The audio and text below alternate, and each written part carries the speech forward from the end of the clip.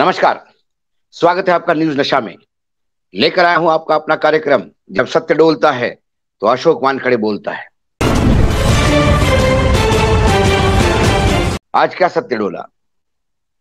आज ये सत्य डोला कि जो सरकार 2014 से लगातार अलग अलग प्लेटफॉर्म पे अपने पूरे लवाजमे के साथ, एक बड़ी फौज के साथ बार बार एक राम राज्य की घोषणा करती है, राम राज्य चलने की बात करती है, वो वाकई उस सरकार का चेहरा क्या है? सरकार जब संविधान की बात करती है, जब कानून की बात करती है, न्यायपालिका में विश्वास होने की बात करती है, तमाम चीज पे सवाल उठते हैं। सरकार को सर्वोच्च न्यायालय से लताड़ पड़ती है। राहुल गांधी जब विदेश के धरती पे ये कहा कि बोलने का अधिकार नहीं है, इसमें मुझे बोलना नहीं दिया जाता, हमारी प्रजातंत्र खतरे में है, और तमाम जो देश है जो प्रजातंत्र के अपने आप को रक्षक कहते हैं, उन्हें शायद इस बात की इल्म नहीं है। इस बात को सत्ता पक्ष ने यह कहा कि राहुल गांधी तमाम देशों को भारत पे आक्रमण करने की कर रहे थे, इंटरफियर करने की बात कर रहे थे। आपको ज्ञान न होना और आप आके हमको बचाओ ये गुहार लगाना, इसमें बहुत जमीन आसमान का फर्क है। लेकिन जब झूठ बोलने पे कोई आदामा हो ही गया है, झूठ बोलने पे कोई उतर ही आया है, तो आप कब तक उसे रोक सकते हो? केरल में एक टेलीविजन चैनल मीडिया वन का प्रसारण राष्ट्रीय सुरक्षा के लिए घातक, देश के लिए घातक, देशद्रोही जैसे आरोप लगाकर इस चैनल के लाइसेंस का नूतनीकरण करने से केंद्र सरकार ने मना किया। गृह मंत्रालय का रिपोर्ट था कि ये चैनल देश सुरक्षा के लिए, राष्ट्रहित के लिए घातक है। मानो एक तरह से उन्हें राष्ट्रद्रोही करार किया गया। चैनल केरल हाईकोर्ट में गया। केरल हाईकोर्ट ने सरकार के इस आदेश को रद्द करने से मना किया। मामला सर्वोच्च न्यायालय पहुंचा, और जब सर्वोच्च न्यायालय में मामला पहुंचा तो सर्वोच्च न्यायालय ने, मुख्य न्यायाधीश का जो खंडपीठ है, उन्होंने इस मीडिया वन चैनल का लाइसेंस नूतनीकरण का आदेश भी सरकार को दिया, और साथ में केरल हाईकोर्ट के उस आदेश को नकारा जो सरकार के आदेश को भी नकारा माना जाता है, जिसने इस बैन किया, यानी इसका नूतनीकरण, लाइसेंस का मना है। जब न्यायमूर्ति ये बात कह रहे थे तो उन्होंने कई ऐसे बातें कही जिससे वर्तमान सरकार कैसी चल रही है इसकी एक झलक दिखाई देती है। उन्होंने कहा कि सूचना प्रसारण मंत्रालय ने जो आदेश जारी किया और राष्ट्रीय सुरक्षा का हवाला दिया, हमें ऐसा कुछ नहीं मिला जो इस चैनल के कंटेंट या इस चैनल के लोगों से, इनमें काम करने वाले लोगों से कोई भी आतंकवादी इनके साथ जुड़ा है। माफ कीजिए।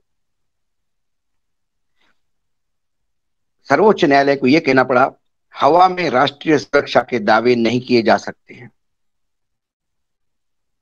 राष्ट्रीय सुरक्षा की जब बात करते हैं तो उसे पुख्ता सबूत चाहिए हैं। हमने ये पाया कि कोई भी ऐसी सामग्री इस चैनल से प्रसारित नहीं हुई जो राष्ट्रीय सुरक्षा के खिलाफ पाई गई हो। लोगों के अधिकारों से इनकार कर लोगों के जो अधिकार, मौलिक अधिकार जो संविधान ने दिए हैं, उन अधिकारों को से इनकार कर राष्ट्रीय सुरक्षा के मुद्दा को नहीं उठाया जा सकता। सर्वोच्च न्यायालय का कहना यह था, राष्ट्रीय सुरक्षा के मुद्दे के आड़ में लोगों के अधिकारों का आप हनन नहीं कर सकते। केंद्रीय गृह मंत्रालय ने यह कदम बिना सोचे समझे उठाया। आगे वो कहते हैं, सरकार की आलोचना के चलते लाइसेंस रद्द नहीं किया जा सकता, कि अनुमति नहीं दी जा सकती कि प्रेस को सरकार का समर्थन करना जरूरी है। फिर से मैं पढ़ता हूं, सरकार की आलोचना के चलते लाइसेंस रद्द नहीं किया जा सकता, सरकार को यह मत रखने की अनुमति नहीं है, अनुमति नहीं दी जा सकती कि प्रेस सरकार का समर्थन करना जरूरी है। एक गणराज्य लोकतंत्र को मजबूती से चलाने के लिए स्वतंत्र प्रेस जरूरी है। लोकतांत्रिक समाज में इसकी भूमिका अहम है। आगे एक और बात को रेखांकित करता है सर्वोच्च न्यायालय, सभी जांच रिपोर्ट को गोपनीय नहीं बताया जा सकता, क्योंकि वह नागरिकों के अधिकारों और आजादी को प्रभावित करती हैं। क्योंकि इस चैनल का लाइसेंस रद्द करने के बाद सरकार ने कहा था कि हमने जो जांच की है वो बहुत गोपनीय है, सरकार राष्ट्रीय सुरक्षा के लिए है। 2014 से खासकर हम ये पैटर्न देख रहे हैं कि सरकार को जब भी कोई चीज छुपानी होती है तो एक बड़ा कैनवास उनके पास है, बड़ी ढाल उनके पास है, राष्ट्रीय सुरक्षा। इसके चलते प्रधानमंत्री जो मार्कलिस्ट है वो भी नहीं जाती है, उनकी डिग्री के बारे में नहीं बताया जाता है। कोई भी चीज आप पूछिए राष्ट्रीय सुरक्षा को दृष्टि से नहीं बताई जाती है, और ऐसे करके कई सवालों के जवाब वो टालते हैं। 2014 से लेके खासकर हमने ये देखा है कि सरकार किसी भी सवालों का जवाब देने का टालती है।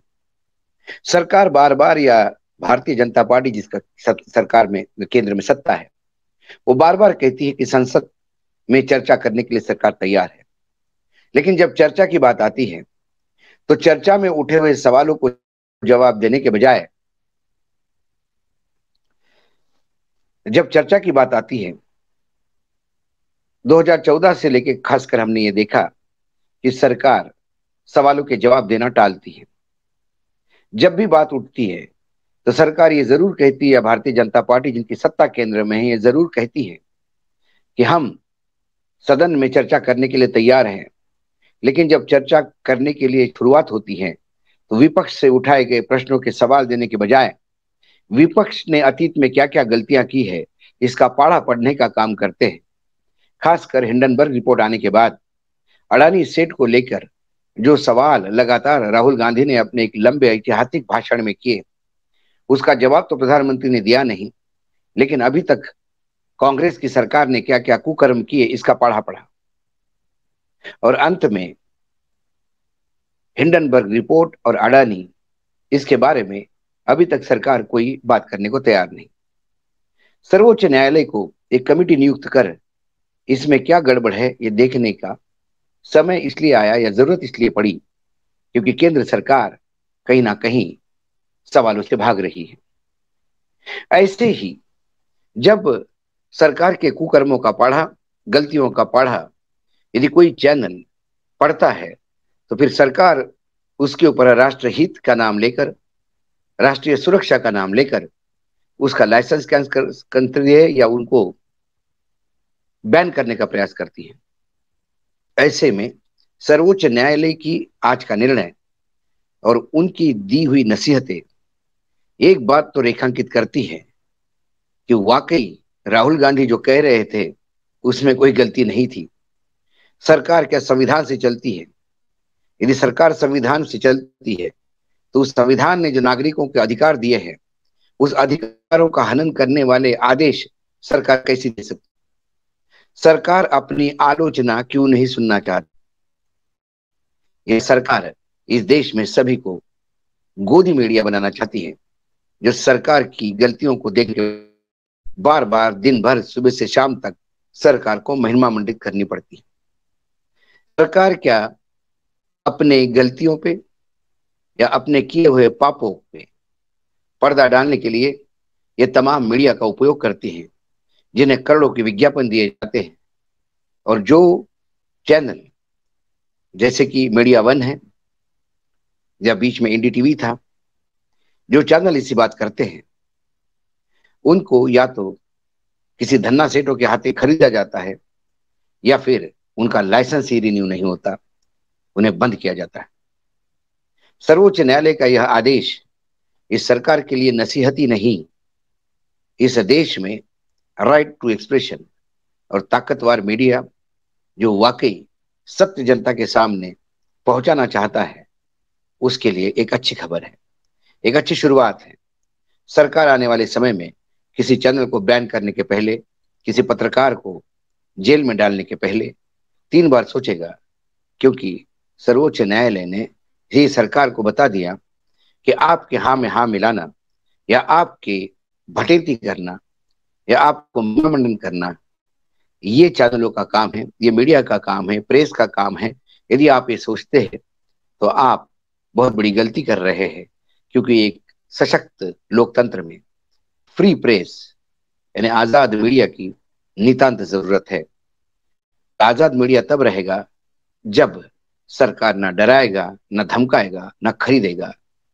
लेकिन क्या करें, समाज में सिर्फ राजनेता ही नहीं, ब्यूरोक्रेट ही नहीं, समाज में मीडिया भी बिकने को तैयार है और लाल कारपेट बिछा के सरकार को आवेदन करती है कि आप आइए और हमें बताइए कि आपका महिमा मंडन कहाँ कहाँ करना है।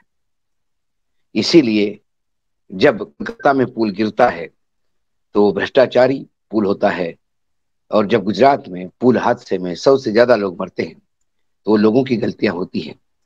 ऐसे भी पत्रकार जो दलालों के रूप में मीडिया जगत को बदनाम कर रहे हैं, वो आज भी इस मीडिया में हैं।